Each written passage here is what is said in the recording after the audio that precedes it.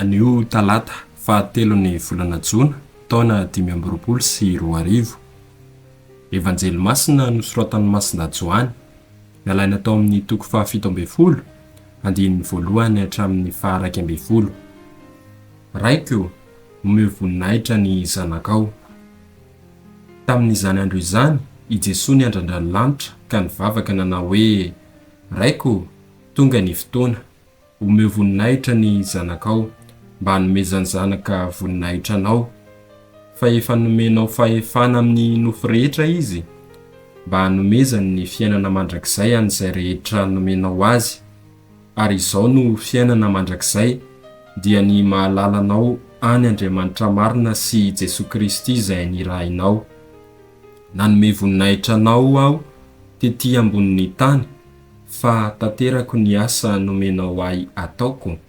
Ary ankehitriny kosa dia anao, Raiko, ny manome voninahitra ahy eo aminao. Dia ny voninahitra ananako tao aminao talohan'ny naharina izao tontolo izao. Nitory ny anaranao tamin'ny olona nomenao ahy eo amin'izao tontolo izao aho, anao izy ireo ka nomenao ahy. Ary efa nitandrina ny teninao izy, fantana ankehitriny fa avy aminao ny zavatra rehetra nomenao ahy, satria nomeko azy ny teny nomenao ahy ka noraisiny.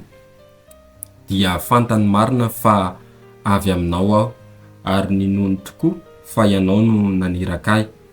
Mangataka ho azy ireo aho, tsy mangataka ho an'izao tontolo izao aho, fa ho an'izay nomenao ahy, satria anao izy ireo. Fa anao izay ahy rehetra, ary nahazo voninahitra amin'izy ireo aho. Tsy hoeto amin'izao tontolo izao intsony aho, izy ireo no hoeto amin'izao tontolo izao, fa izao kosa ho any aminao. Izany ary ny tenin'ny Tompo, derany eo anao ry Kristy.